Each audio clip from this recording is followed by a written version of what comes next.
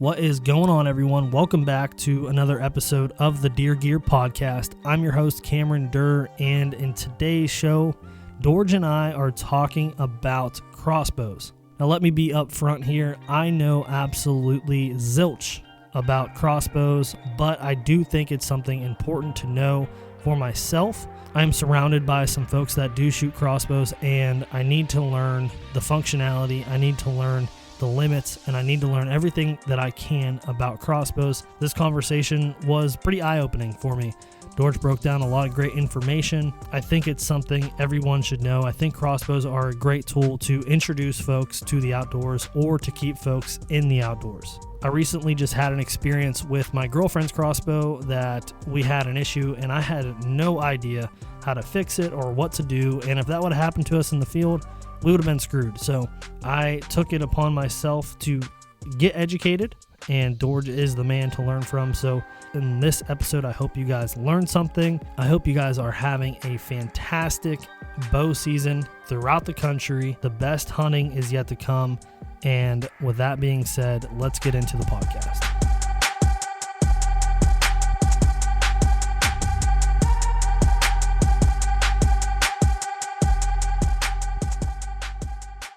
Well, all right, guys, welcome back to another episode of the Deer Gear Podcast. I hope you guys have enjoyed the most recent podcast with Dorge and I. We had Tony Warden on breaking down some really good information, and today I'm just sitting down with Dorge. We're going to start talking about some crossbow things this morning. Dorge, how you doing? I'm doing quite fine. How about yourself? I'm doing pretty good, man. The temperature this morning, I don't know how it is for you in Illinois, but we got some frost over here. It's feeling like fall. Yes, it is. But see, I went out on opening day. As I say, the only thing that draw blood, I think, is mosquitoes. Yeah, that's the challenge with the early season. I know. I mean, you have to do morning. Evening hunt is just not the deal. Yep, especially like right today, for example, the morning temperature is 34 degrees, and then in the afternoon, it's going to be 65. So if you're going to get after in the morning, it's the time to do it. Yes, I agree. Like last time I went to the moment the sun goes down, those blood-sucking birds start attacking me, and I can't run fast enough. Do you use a thermocell? I do, but I don't, because when I was so high, it's usually the problem. The problem is usually when I climb all the way down and try to put back my tree lounge on my back. That 4 minutes is where I got attacked. Yeah. Well, if you're open to it, I have a hot tip for you on a product that you can use that will keep the mosquitoes away from you. Well, I will definitely listen. It's called Picaridin. It's a lotion or a spray that the company Sawyer's makes, and it has replaced the thermocell for me 100%. I put the lotion on, and I'll give it a shot. It's worth it. Because I don't like thermocell because when I first got it, I just think it just refuse. It's worse than my water ethic. They just eat away my dollars. Yeah, that's true. Yeah, I'm telling you, that lotion, you should give it a shot. But anyway, I mean, just like skin so soft and make all the things for me when I do fishing.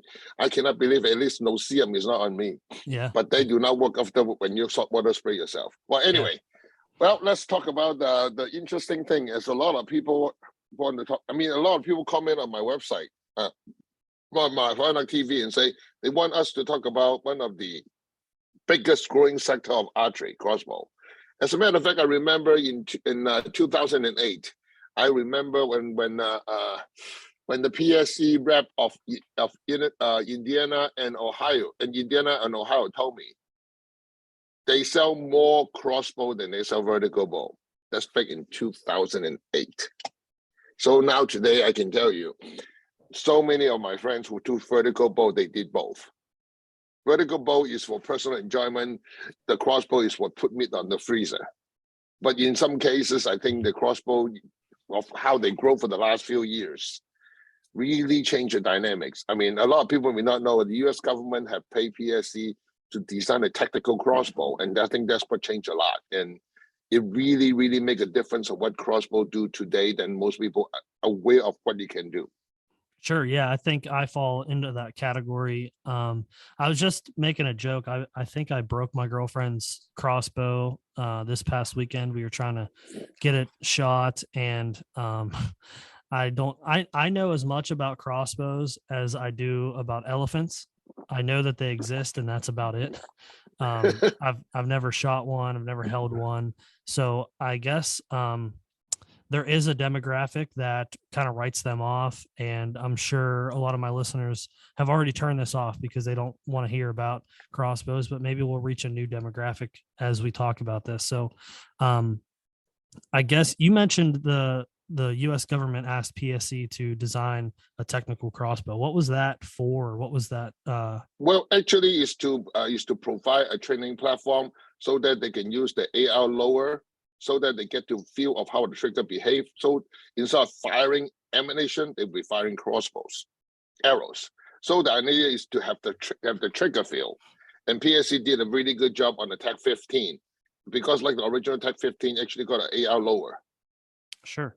Well, I think I guess a good place to start is let's take a 30,000 foot view and look at the pros and the cons of the crossbow platform. What would Well, be that what would be the pros and the cons?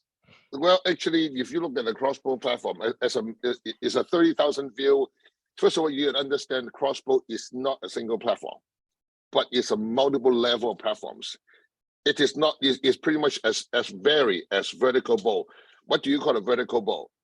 You can look at a stick bow, which is nothing more than something your Walmart's $35 plastic fiberglass with a piece of bamboo, all the way to your high-end Yamaha competition bow, or of course, right in the middle is your normal Matthew Hoyt, that kind of bow. The same thing with crossbow. Right now, I mean, I think the highest end at this moment, I would have give it at this moment, I would have give it to the 10 point, not the Raven 500. And the lowest end, of course, you look at your Fingerhut Walmart special, $250 to $300. You got a crossbow, scopes, and 3 arrows. Yes, those are actually arrows. Because if you really look at the definition of a boat is actually, if you look in the history, is a sort of is a metal projectile with no vanes. That's what the original crossbow bow. I mean, if you look in the history, the original crossbow or rapid fire crossbow go all the way to the first emperor of China from the forbidden tomb. They are able to get 10 arrows out rapidly with 2 persons. Wow. Those are close to about 11 to 12 ounces in the current measurement, each arrows. Those are armor piercing bolts. Wow. That's pretty impressive. Yeah, that's what 2,400 years ago. And just for fun, do you know what the best armor known to mankind is? No. At that time? Paper. Paper? Yes, it's not plate, it's paper. Explain that. If you got a piece of metal and somebody shoot you with a crossbow arrow and you got the same amount in weight in paper, the paper wins every time. So if you are wearing armor in the field and somebody shooting you with a crossbow bolt that is about 6 to 8 ounces, you will not survive with armor, but you will survive with paper. Because of the layers? Layers and because of weight. Imagine you carry the same amount of weight in paper compared to metal. Yeah. Yes. And you will not penetrate because paper will stop. When metal penetrates, you will keep going. Yeah.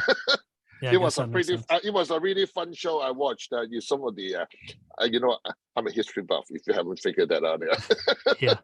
Yeah, especially on in crossbow, that was one thing a lot of people do not understand. The current crossbow we have, as you can see, is so diverse. From I would say right now, if you really try to buy yourself a top of the line, fully decked out crossbow, you're gonna go drop about $6,000. Jesus. Mm-hmm. And then up to the cheapest one, you can say Fingerhut or Walmart, you look at $200 or $300. It's just like cars. The cheapest car you can buy is if you can find when they use, you go for $200 all the way to a super high-end sports car, and then you drop 10 grand without knowing, but 10 mil without knowing why. Sure. But the truth is somewhere in the middle that everybody use. So I would say I actually end up using crossbow because after 2 shoulder surgeries and the rehab not successful on my left, I don't really have much of a choice. But there's just like a lot of people, they go into their 50s, 60s, or even earlier than that, and crossbow become an option. Or the other option is that you no longer hunt, which for me, that is even not an option. But then, at this moment, I want to advise everybody who hunt, if you think you are strong, just think about it. Yours truly shoot an 80-pound Oneida for 12 years. It was a mistake. Stick with 70 and below. You will get to regret it. Yes, you are strong right now in your 20s, 30s, or 40s, but you're going to pay for it. Don't. Sure. Yeah, my dad's in kind of that scenario where he's getting up to there where he keeps telling me he's going to have to start using a crossbow pretty soon. But I think it's a great platform I think it's a great option for kids, people with disabilities, and folks who have grown older that can no longer do it, and keeps them in the game or gets people introduced to the game, into the sport of hunting. I think it's a great option for that. Well, actually, to be fair or not, the number one crossbow users are not kids, are not older people. Guess who they are? Middle 40s. No, ladies. Oh yeah, sure. A lot of people, how many times you think about, oh, I'm going to move my niece, my nephew, my wife, my girlfriend to go hunting. And they don't really have the time. I got a good place. I got a nice ground blind. I'm going to go there and chit-chat and spend time with them. What do you think they end up with? A crossbow, sure. Crossbow. Yeah. My girlfriend's exactly. She's in that boat. Exactly. And people don't think about it. So in some ways that everybody should learn about crossbows, because at least have some idea. Just like some people who don't like motorcycles say, well, I never get one. Well, some of your friends do. Sure. But eventually you should learn something about it. It's part of archery. Otherwise, just like I got so many crossbow idiot customers.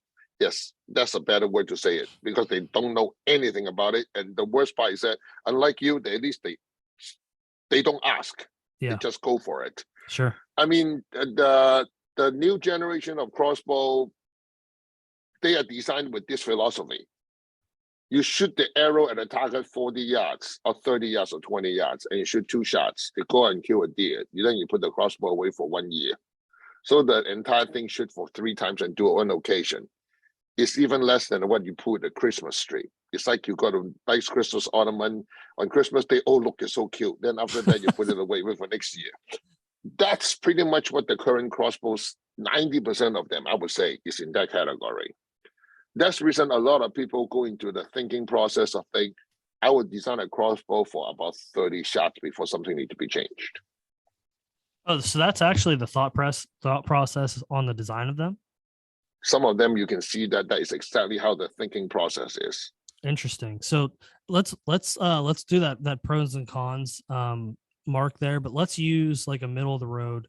Let's say that I am myself. I'm going to the archery shop and I have $1,000 to spend, and I can either buy a flagship compound bow or I can buy $1,000 crossbow. What would I get? What would the benefits be to going with the crossbow? See, in today's world, if you spend $1,000, first of all, you won't touch any of the flagship vertical bow because you're going to need about $3,000 to do that. I mean, bare bow. Like, I'm just talking. I know, even bare bow. Look at it. I mean, right now you can't even find a decent bow under $1,200. That's bare. That's without any accessories. But remember, when you buy a vertical bow, you end up with just the riser. You end up with sight, rest, quiver, arrow. But when you go to, say, Walmart or any place, when you buy a crossbow package, you're ready to shoot. I mean, like in the middle of the road, there's quite a few packages out there. Like, I mean, Breckenridge makes some, Killer Instinct makes some. But what happened is that in the crossbow market, that 500 to 1,000, that is your absolute sweet spot. Most people make that. Anytime you go above that is where I would say luxury and performance come into play, and not to mention the repeatability. But this year, I think a lot of companies are pushing for the 1,600, which is the new $1,000. So you'll find out a lot of packages are pretty much in the 1,600 range. That's a better, that's a better number. Yeah, because that's where a flagship vertical bow is. But see, the difference between the most expensive and cheapest is the accessories. I think just like I always said, what's the difference between a Sienna CE and a Sienna XLU Limited? The Sienna CE, that means you get the same frame, same engine, same door, everything for 23, 24,000. While you got a Sienna XLU Limited, you're looking at 62,000. So you're looking about 300% difference in price. This is where a lot of people really do not understand crossbow. Just like buying guns.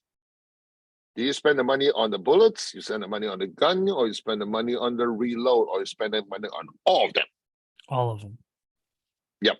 See, that's where the expensive part is. That's the reason when you really get into, say, like the military grade crossbow. Yes, I'm talking crossbow that we shoot through a class 3 safety vest at 120 yards with 30 miles per hour wind within 1 inch group, that kind of deal. Yes, you did hear me right. It'll go through a class 3 safety vest while a normal bolt 30-06 can't. That's because crazy.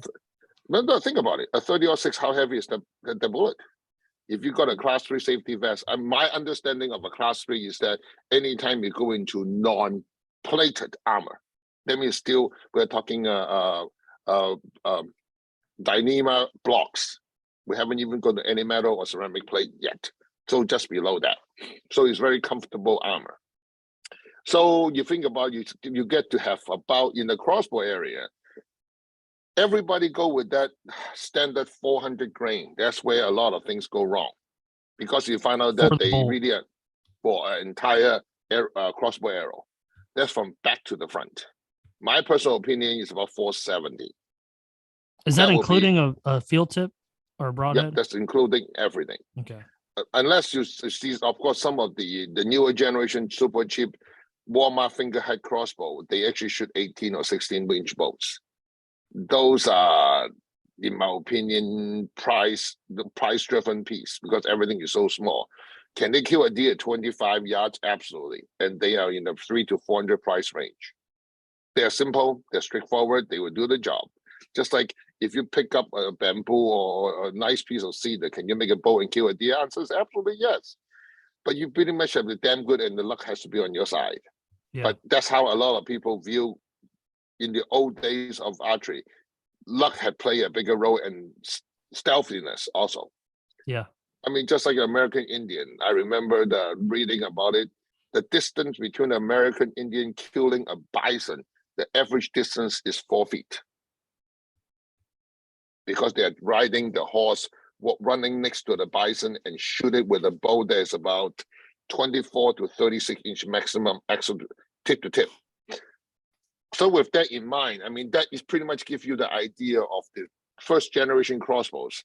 Because if you look at a crossbow, you need to go into the brands, which is your Excalibur, your Barnett. Those are your original crossbow brands.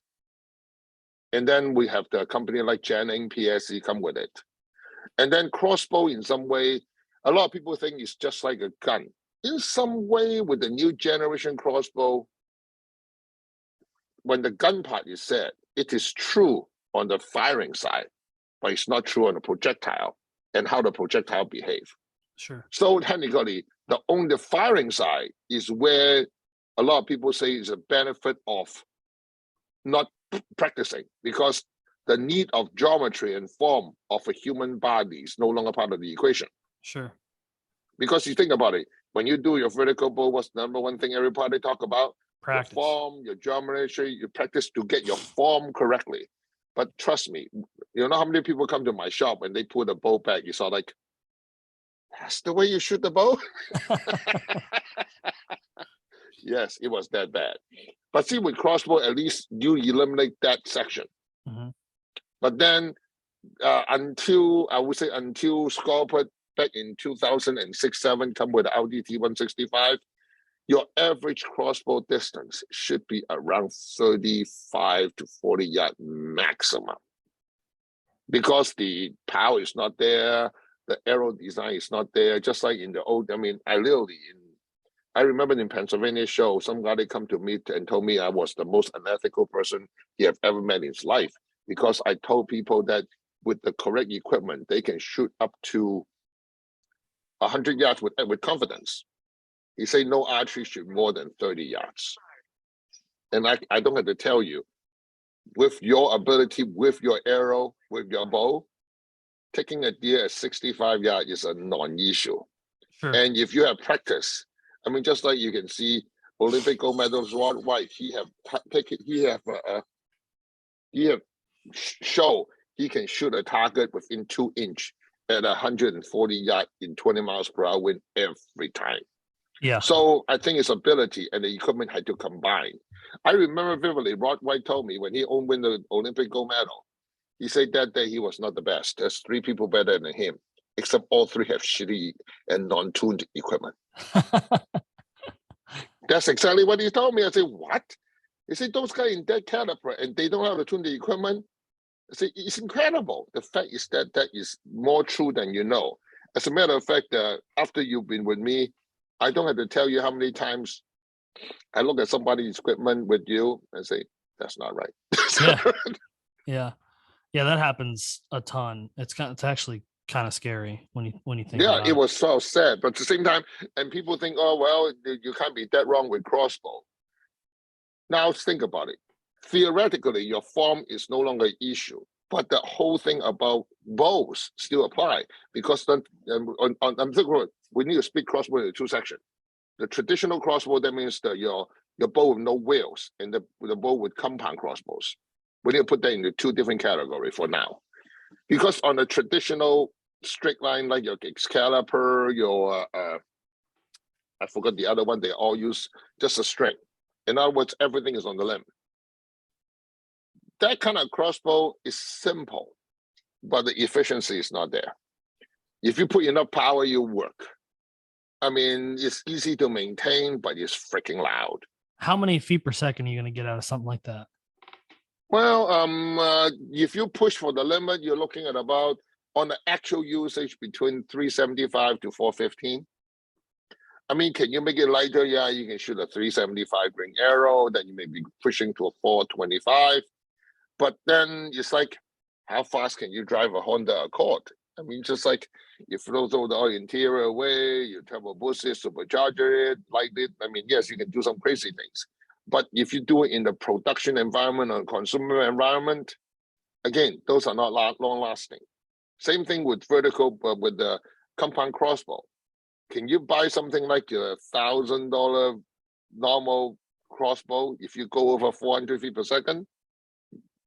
Tony will tell you, some of those crossbow within 5 shots, some screw somewhere on that bow is coming out. That's pretty incredible. Yes, this is incredible. That's the reason a lot of crossbow, you really do not want to shoot more than a few times. I mean, I will come and say it. I see my experience for all the testers. I got 3 different testers who test for me. Like with the new Raven 29, but with the older Raven 29X, you got 25 to 30 shots before the cable change. Yeah, so that's interesting. I just had, so remember I told you I think I broke my girlfriend's crossbow. Well, I had a bow tech come take a look at it because I was like, I don't know anything about these, and he told me that the cables will probably need replaced next year, and I was like, she shoots it like 4 times a year. And he's like, yeah, next year you'll probably want to replace them. And she asked me, she's like, correct. How often are you supposed to replace those? And I was like, I don't know, like a compound bow, you do it every 2-3 years. Like you could get a lot of shots out of them. You see, with the Raven R29X, is every 25 shots. 25 shots. And how much is a set of cables? I think Raven charged about 100. Damn. So that kind of like discourages people from even practicing. The whole idea is that you don't need to practice. Remember I said, you bought the bow, you shot a target 30 yards, you make 2 shots, great. Go and kill a deer, put the bow in the shop. Next year, you talk about it whole year long. You don't shoot about the crossbow, you talk about it. Yeah. Then next year, you change the cable, you shot 2 shots, make sure it's good, and you're going to kill a deer. And the whole thing process. Oh, actually, it's very much like some of the Matthew bows. You talk about it next year, you buy a new one, you sell whatever you have to your friend, and then you start a new bow, and you make 2 shots, and then you kill a deer, and then you talk about it all year long. That's fair. That is a lot of true mentality. I mean, those I remember when I was in Gander Mountain, one of my buddies who was the manager in Gander Mountain back then. He said every year you got a few customers come in, you say, oh, get me the latest ADB, 2 bows, and so on.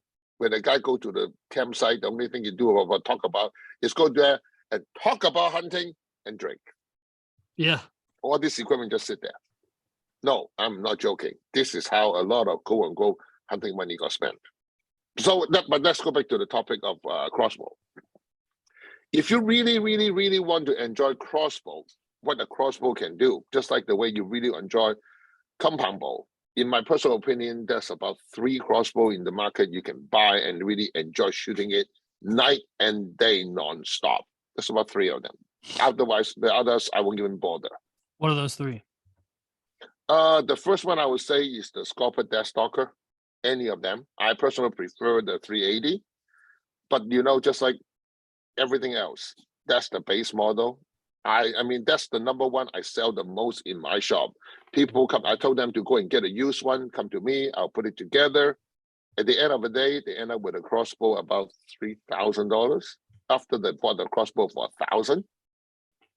But then they got a crossbow they can shoot literally thousands of times a year and for the next 5 to 10 years.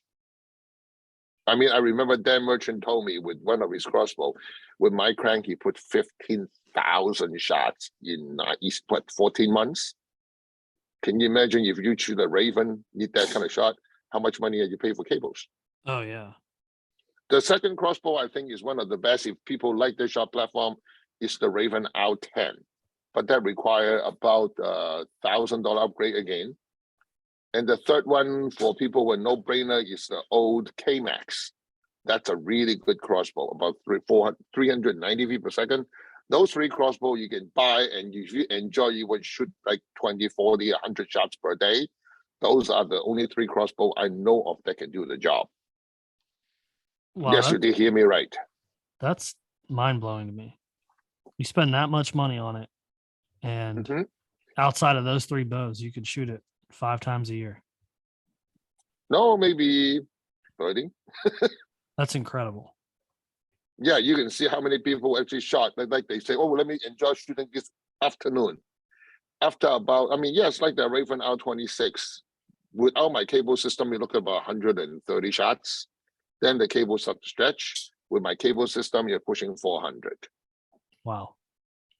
Yeah, but remember, most people who shoot crossbows, their shots are counted with one hand. Yeah. For the whole season. Oh, they missed. So they put another one, they shot. Usually 2 or 3 shots, they finally get the deer, and then the whole thing goes into the case. Yeah, I just don't. I can't wrap my head around that mindset. I just can't. I mean, I know but that's how. it is, first of all, you need to understand most people who shoot crossbows do not really. The whole idea is that I'll pay for it. I don't have to practice, which is a mistake, because unless you only shoot 20, 30 yards, but most of the deer are taking that distance with the vertical bow. But the good thing about a crossbow is that your geometry is absolutely guaranteed. So now the only thing left is that as long as your equipment is right, but then that's where the problem is. Most people don't really understand crossbow equipment. Like I got a customer walking into my shop last Friday, and the bow keep blowing up twice. That's what he claimed when he go home. I finally say, can you bring everything you have to my shop? Sure enough, he got a cracked, bent knock on his crossbow. So how do you expect it to shoot right? Yeah, I think that's where the problem comes in for me. How can you really understand it if you only shoot it twice a year? Well, in most cases, when you buy from a brand new box, you put everything together, you only shoot 20, 30 yards. Technically, everything in the market now will do the job. I mean, it's not like the 10-point did like 15 years ago. When you buy a 10-point bow, the scope, everything is in pieces. Then you put it together, then you need to put about 15, 20 shots to get it sighted in. I mean, like today, the company actually make a box big enough to put everything together. They come out, it's already good. 1 shot sight in, you go and kill a deer at 20 yards, you're home. But then, do you really need 515 feet per second to kill a deer? But then, and ask quick question, a lot of people with crossbow in their class, what kind of target you think you're going to need to stop it? Oh man, you got to spend some money. Not just that, what kind of arrow you think will recover from it and able to use it again. Yeah, that's a good point too. We had a buddy of mine that his dad shoots crossbow, and he brought his crossbow target over to us. And a friend of mine was shooting his arrows, and he shot into that crossbow target, and it broke his broadhead with a compound bow. Like with a compound bow, it broke his broadhead. Because it's just like when you buy those like $300 packages. Yeah, everything is so marginal. When the day just remember the biggest buck out of Ohio was killed with a crossbow too. So Yeah. crossbow do have its place, but a lot of people, they need to spend some time to learn about what crossbow is. But if your idea is to kill something in 25 yards and shoot 3 shots, I would say you're better off getting something like $500 to $1,000 and be done with it, unless you really, really want to enjoy this.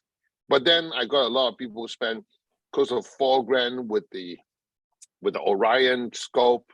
With the Orion. It's the I think it's called no, it's not Orion. It's the it's from Garmin. Garmin got one, and there's about 3 of them. It's automatic ranging. When you start looking at $1,000 scope, $3,000 crossbows, and you only shoot a few shots, that seems excessive. Yeah, it seems silly to me. It just doesn't. I can't. I'm not balling like that. I'll tell you that. My pockets aren't deep enough for that.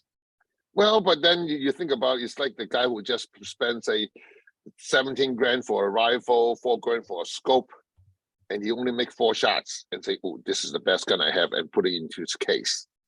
So, for them, that's what they want to do. But you need to understand, when most people buy crossbows, you really, really want to enjoy shooting targets. As I say, besides that 3 crossbow out there, all the others are just, how do I say, accident waiting to happen. That's a shame. It is a shame. There's so many people using it. Yep, but at the same time, if they only intention is go and shoot 2-3 deers, 2 deers in one season, there's like a customer of mine. He was really serious. He shot about 14 deer with his crossbow. But then, before you know me, say, I always change 4 sets of cables for my Raven in one season. But that's what you need to do. Yeah, that's incredible. So let's talk some brass tacks here. Let's get down to some comparison. And so what would you say are, let's talk in generalities here. Like majority of people are using X crossbow at X price range. What are the shortcomings to the limitations of that crossbow platform? Because I feel it's identical to vertical bow. Okay, that's what I wanted you to say. Yeah, it is identical to vertical bow, because guess what happened? It is not the bow. It is not the crossbow. It's a projectile again. Imagine this. If you, just like you have learned about arrow indexing, now imagine up the speed by 1/3, up the power by double.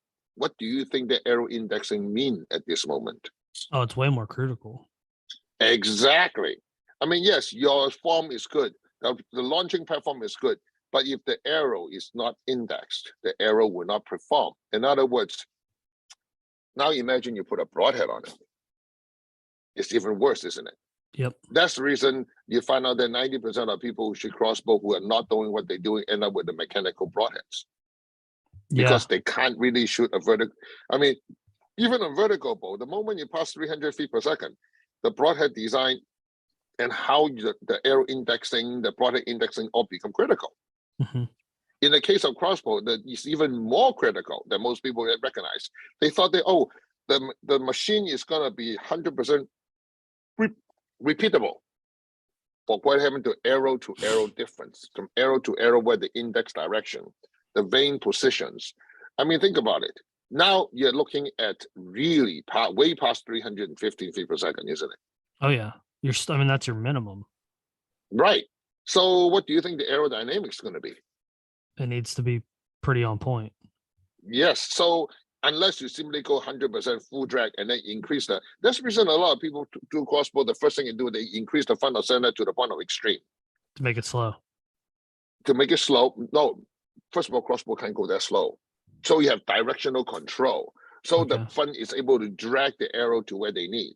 Okay. That's the reason you find out lately a lot of people start using super heavy brass insert, heavy instant stainless steel insert, and they go 125, 150 broadheads in Yep. mechanicals for that exact reason. I mean, think about it. If you think about what vertical bow and crossbow, the moment you think of the launching mechanism, the rest is still an arrow. Yeah. But the beauty of them is that a crossbow arrows are shorter. So the spine deflection is supposedly less.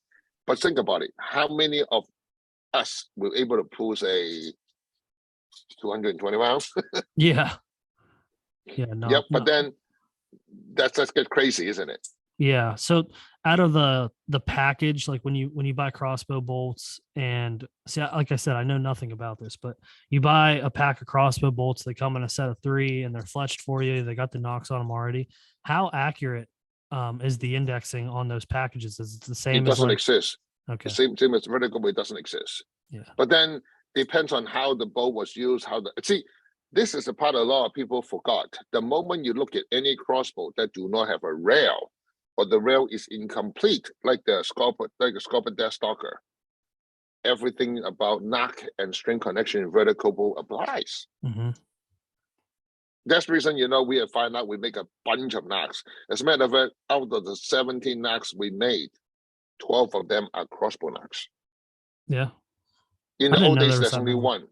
Half Yeah, moon. the half moon is off, half moon or flat is what people have. But when you move the speed higher, that's not good enough. You need to now full containment. You need to engage. I mean, just like I wrote a very rigid article about how a crossbow knot need to behave based on the design on a crossbow. And I will say that again because so many people make the mistake. If you got a crossbow that is a full rail, the knot that clip onto the crossbow must not hold the string. That means the string and the knot must be at least 5 thousandths of room. You know why? I don't. I'll explain to you because I figured you would say that. Think about it. If your knot and string is absolutely perfect, as you shoot the bow, can you guarantee? I mean, the cam are 100% identical, but can you guarantee the power stroke of the limbs to be 100% on every single inch identical? I You wouldn't cannot. imagine so. So if they are not identical at that moment, when the knot is clicked straight to the string with a super sharp angle, as the cam and left and right are not 100% perfect, the knot start riding the rail left and right. Mm-hmm. Yeah. Then the arrow no longer on the rail. And so what happens to it when it has that 5,000?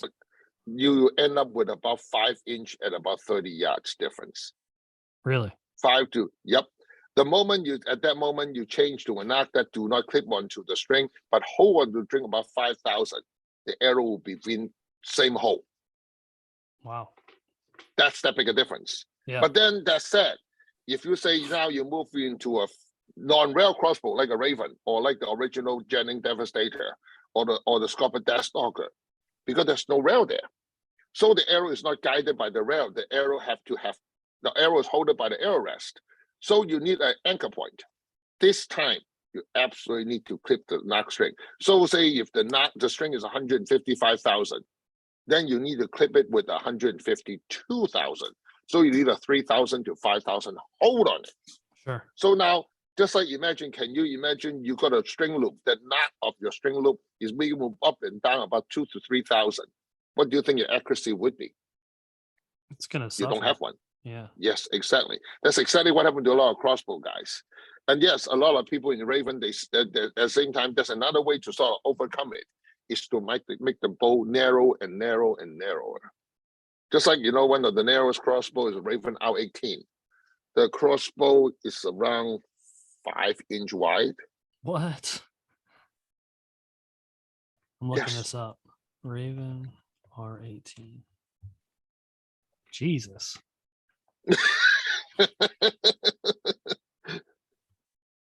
1,500 See, bucks. yep, that's what a lot of people are buying right now because they think this narrow. I mean, you really look like a rifle in some way. But Yeah, I personally don't like that design because I'm thinking somebody's gonna have that forehead knocked. Look at how the limb behave. It's got a red dot on it.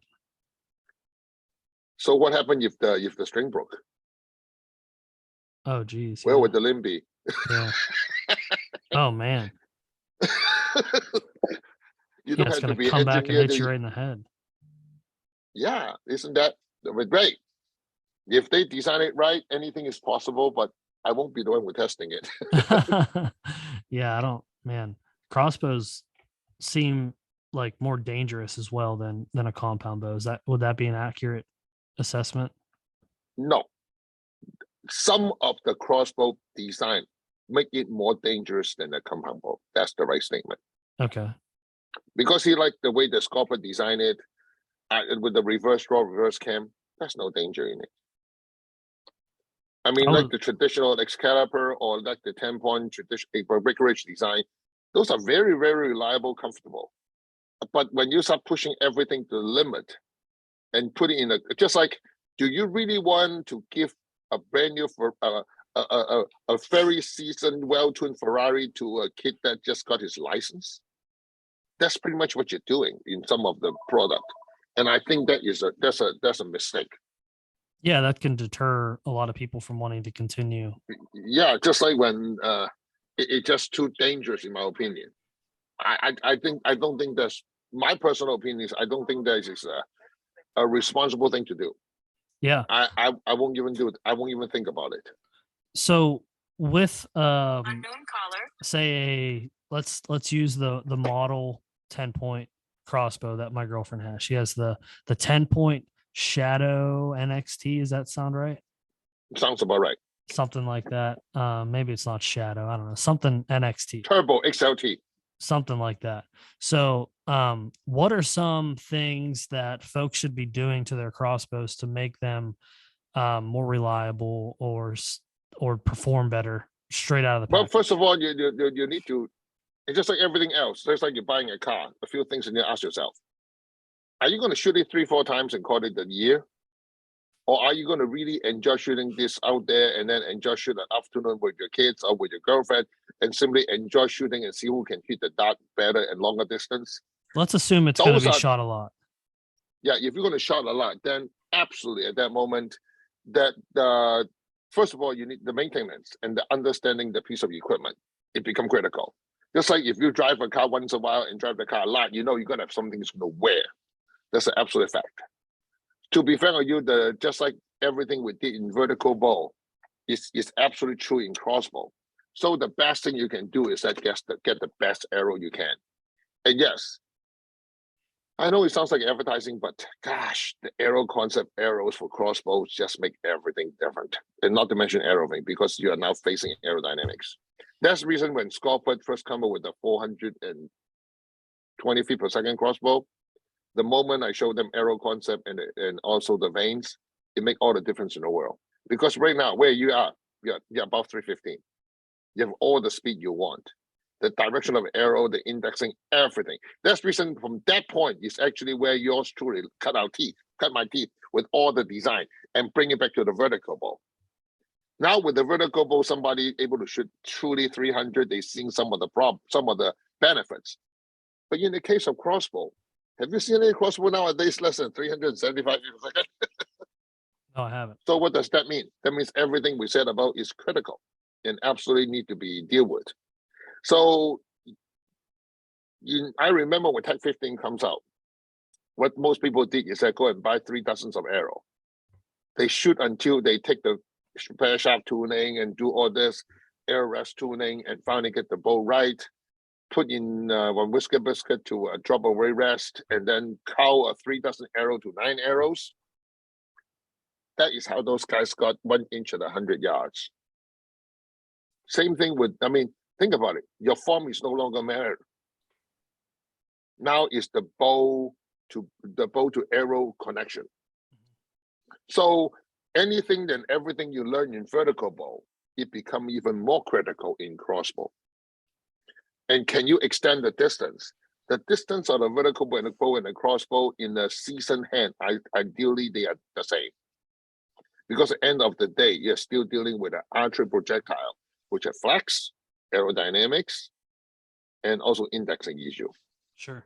That makes sense. If somebody tell you they can shoot a crossbow at 200 yards, they're pretty much lying to you, because your scope won't do that high. You need an HHH sight with a full scope, and then you need to pretty much shoot at the same target 4 to 5 times to adjust, because you're aiming way high.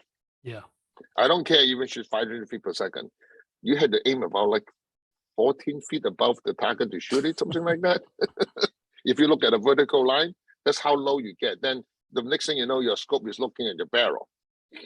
So I think those guys really need to go out and shoot, and before they say, "Oh, I can shoot 150 yards and beyond," no, you couldn't. If you do that, you need a lot of special equipment, specialty arrows, and so on. Yeah. And all the equipment that you do. I mean, like this year, I got customer who literally come to me and show me the $1,200 scope. I say, that don't do you any good. Because if you tune your bow and arrow correctly, your arrow will give flat to 35 yards. And you're not going to shoot past that. What's the point of having a laser automatic rangefinder scope? You just add a complexity and weight. Yeah. I mean, at that point, just simplify it. Get a super simple, lightweight scope that can do like the bare minimum, and just right. put it on the animal and shoot it.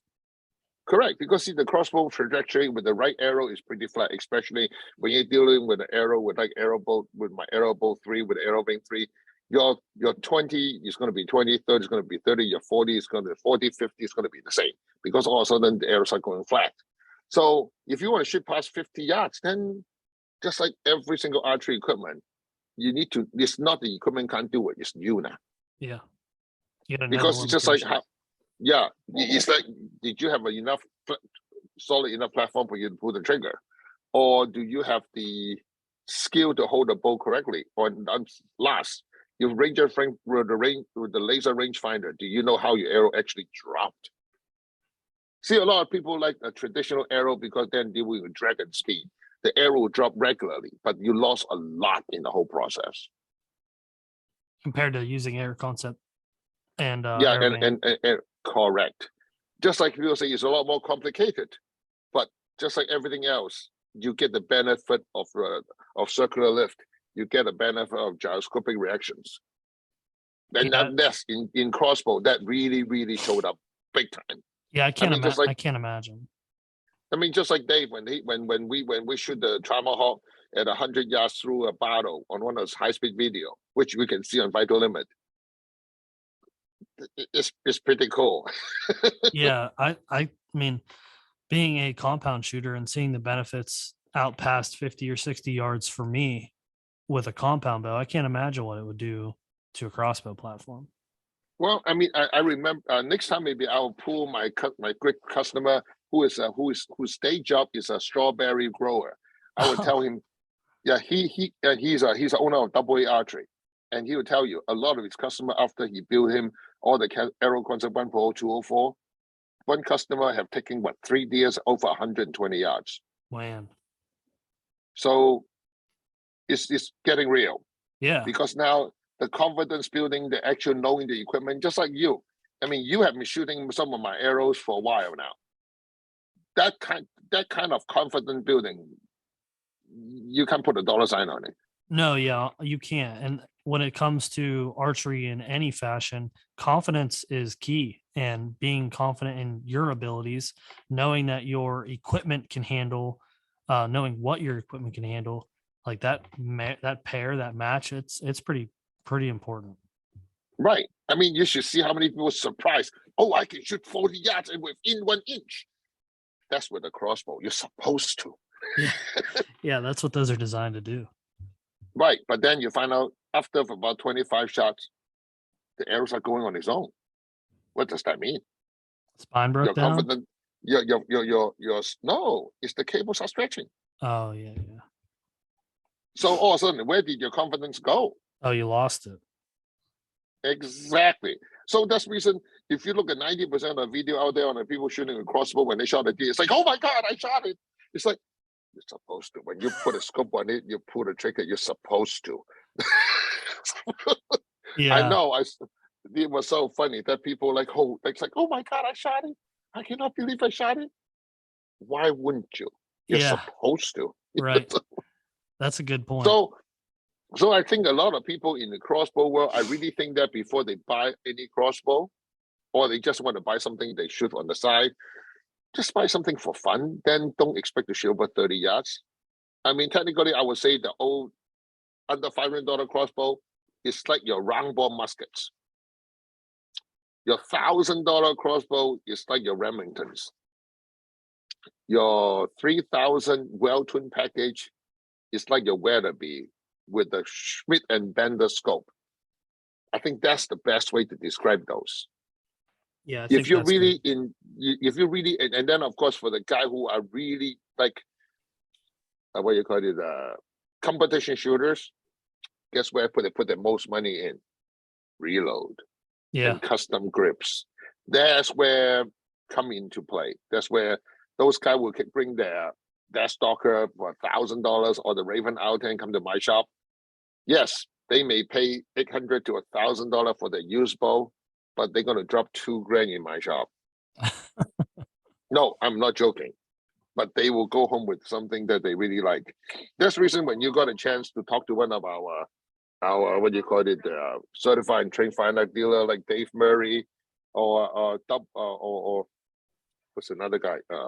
The guy in really doing a very, very good. That will be Adrian out of Horse Archery. They are so good at what they do. So they can really help them to do something fantastic. Because just like everything else, you need to think about it, in today's crossbow world, it's very much like in a car world when you have a Jaguar XS or Alfa Romeo. You need a good dealer to help you because the knowledge is not simple. And I mean, just like even vertical bow, people thought that, like myself back in 1988, I figure I know enough. I'm a mechanically capable. No, you need to find somebody who actually know what they're doing to help you. The moment you do that, you'll save you years of pain. And should I remind you, I shoot an off-cam Oneida for 6 years before I find out it was wrong. You know how stupid that sounds? How else would you know, though? You got to learn. Well, you don't know what you don't know. That's the problem. Yep. I mean, so many shops like I'm not going to name shops, but I know a few of them. The reason they stopped selling Raven because customer, when the Raven warranty expired, by the way, the R9, R10, R15, R20, all 4 bows, the warranty already expired. So you're on your own now. Wow. And they try to get it fixed, to get it modified, to improve, and no shop want to deal with it. Because they don't see what happened is that most shop right now, they behave like I call it the box syndrome. I sell you a box, you go home. If you got a problem, bring it back in a box or I mail it to the factory, and I will mail you back the box again. Yeah. They have nothing to do in the middle. Right. I think that's the reason I really think that for anybody of you out there, if you get a good shop that you can trust and actually they know what you're doing, you are so lucky in the archery world. Yeah, they're hard to come by. Yes, they are very, very hard to come by, and there's too many junk shop out there. What I call it, they're the box pushers. Yeah. I mean, think about it. I literally got shops who tell me, Dorge, I don't want to sell your stuff. Why? Your customer asks too much questions. I spend too much time with them. No, I literally got one shop owner tell me that. That's a shame. It is indeed a shame. Because I think that's what pro shop to do. Yes, I absolutely agree. So if you find a good shop, that's the reason I'm very, very, choosy when I found a certified train shop begin to train, because I'm going to spend time with them. Yeah. Well, is there anything else you want to cover here on the crossbow stuff? We've been going for about an hour.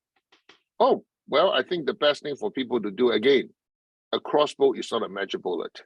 You need to learn what it does, just like everything else in life. If you want to enjoy it, not just pick it up and choose it when and put it back down, like a Christmas turkey knife and fork, you need to know the stuff. I think that's because fair. You need to learn how to use that knife yourself. Trying to show people your brand new knife and fork. That's not the way. That's not ethical to the animal you're going to shoot at. I agree. I think, next conversation, let's talk about some bolt specifics, some vein specifics, and we'll dive more into what people can do to better enhance their performance of their crossbow. So, Yeah, actually, see, just for people to think about it again, it is not vein specific. It's not bolt specific. It's actually start with broadhead specific yeah, because that is where the leading point is. sure. So we'll go back. We'll go from there. Cool. All right. Sounds good, Dorge. Tell Tony I said hello. And Yes, I will. I hope you guys have a good time there this week. Yes, I will do some testing again. It's just like we mentioned. Sounds good. All right, I'll let you be.